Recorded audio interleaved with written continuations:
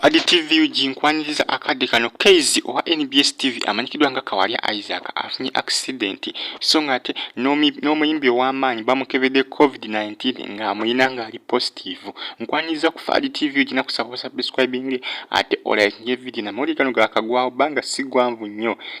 Nina kusaba olayikinge video eno ate okomentinge ku video eno. Tandise ne mwana muwala myaka 6 ali mu ggwanga lya Cameroon. Omwana ono yeegulidde erinnya mu kkuba ebifaananyi kw'ossa n'okukola omulimu gw'obwannamawulire. Mu ggwanga lya Cameroon agenda ku bisaawe eby'emipiira n'agenda n'akola kinakuba ebifaananyi abasambi b'emipiira nga bafutula ebifaananyi kugamba alinga munnamawulire mwana muto myaka 6 naye baaba omulimu gw'obwamawulire akwasaganya mu ngeri y'amaanyi nnyo akwasaganya mu ngeri ya ttabbu nnyo. Mwana muwala wali mu ggwanga lya Cameroon abantu abasinga abakyamudde nnyo olw'ensonga engeri gy'akwatamu kamera agikwata nga munnamawulire ali professional era ono abasambi b'emipiira abasinga beeyamye okumukwasaganyizaako okulabika nga agusa ekirooto kye eky'okubeera munnamawulire. Abazadde be bategeeza nti mwana waabwe ono kuva dda yali ayagala nnyo ebintu bino eby'obwamawulire naye kati we yatuuka ku myaka 6 omulimu guno agukolera ddala ng'oyinza ogamba ali myaka nga 3 oyinza ogamba ali professional nti yabisomerera naye nga atanabisomerera just abyagala bwagazi ekyabawaliriza okumugulira ka kamera akasookerwako akakuba ebifaananyi era bano baasuubiza nti bajja kuba bamugulira kamera etegerekeka ejjajja okukozesanga mukola ebyamawulire. Mwana muwala kaana kato myaka 6 wali mu ggwanga lya Cameroon kaagala mulimu gw'abamawulire kagukwasaganya mu ngeri ya ttabbu nnyo.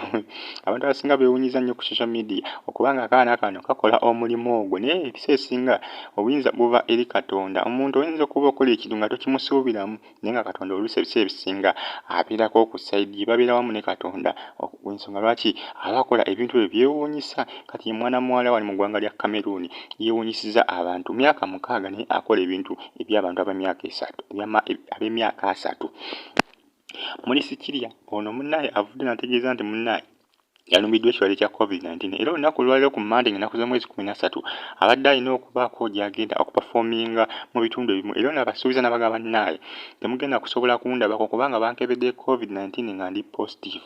Bamuyita Moli Sikirya nti omumanyi mwenna yeetondedde abo bonna n'abafaanizi be n'abasaba n'abagamba bannange sijja kusobola kulabika nga nzija okujja okupafominga olw'ensonga COVID-19 yannumbye. Abasinga yataddeyo obubaka buno ku mukutu gwe ogwa Twitter ng'ategeeza abafaanizi be bonna n'abantu abadde bamubuukinze ogenda okupafominga mu bitundu ebiwerako wano mu Uganda. Yagambye munnaye temwekwasa nti saabagamba yataddeyo obubaka nga bategeeza nti tajja kusobola genda kupafominga olw'ekirwadde kya COVID-19 kye bamuzuddemu. COVID-19 akyaliyo abantu abasinga bamanyi yaggwayo naye nga akyaliyo. Moli Sikirya oyo bamukebedde ne bagamba nti amunya. Kino kiraga nti COVID-19 akyeriisa enkuli wano mu Uganda akyalimu ate mungi nnyo. Kuba mabegakaawo nali mpulira baagala kuddamu kusiba baagala kuteekawo lockdown olw'ensonga nti yali azzeemu okutabuka mawanga g'abazungu agasinga yaddamu dda okutabuka mu mawanga g'abazungu kyaddamu dda okutabuka mu mawanga g'abazungu.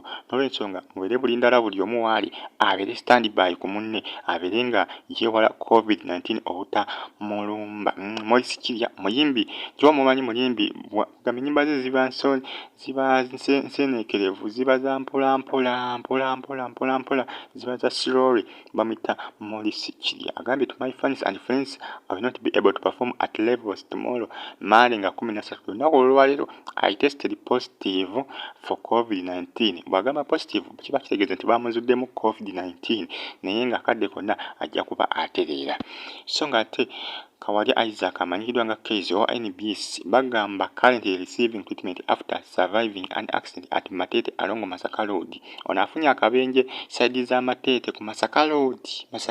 Masaka Road Matete obanga agenda side ze Mawogole eyo ono afunye akabenje ne baba tekamulise kyekimu naye nga amaze n'akasimatuka naye nga sebisinga obubenje tebubeera bwangu okubusematuka naye nga Mukama Katonda amuyambe n'asobola okulabika nga akasimatuka. Bamuyita Kawalya Isaac owa NBS TV naweza program eya Uncard era ono agenze n'ateekayo amawulire gano bamuyita kukuwaza banga yataddeyo amawulire gano yagataddeyo olunaku lwaggulu dakiika ndaku lwaggulu ekiro zaali ssaawa nga 2 ekyo kiraga nti Kayz akabenje kano yakafunye ssaawa nga 12 ez'olweggulo.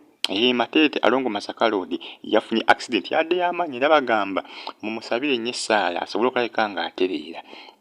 akabenje kabadde kamaanyi nnyo, akabenje kabadde katabu nnyo, yeetaaga essala zammwe okulabika nga awona akabenje kano kuba tebyabadde byangu nnyo okutwaliza wamu nga yakafuna accident.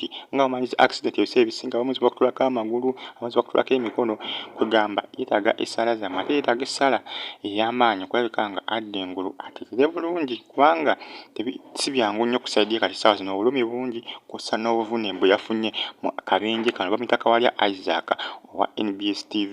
Yafunye accident wali ku Masaka Road alongo Matete Road alongo Masaka Road salize Matete obanga agenda bitundu by'Emawogula, naye nga accident yabadde nnyangu, accident yabadde y'amaanyi nnyo, accident yabadde ya tabu nnyo, naye nga mumusabire yeetaaga essaala zammwe. Kayz owa NBS TV aweza program eya Uncut, mumusabire Bambi musajja wattu accident gye yafunye yabadde y'amaanyi nnyo era teyamulese bulungi, teyamulese clear, yalese emutaddeko obuvune obw'ensusso. TV subscribe, like nga comment nga sigala nga otufollowinga tuwani updates ezinavaayo buli kadde buli ssaawa buli dakiika. Mweraba.